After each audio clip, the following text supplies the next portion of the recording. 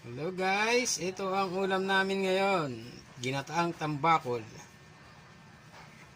Ilagyan ko lang ng sahog na pechay. Saka nilagyan ko ng siling panigang pampabango. At ginisa ko muna yung pinakuluan ko ng suka, paminta, luya, bawang para mabango.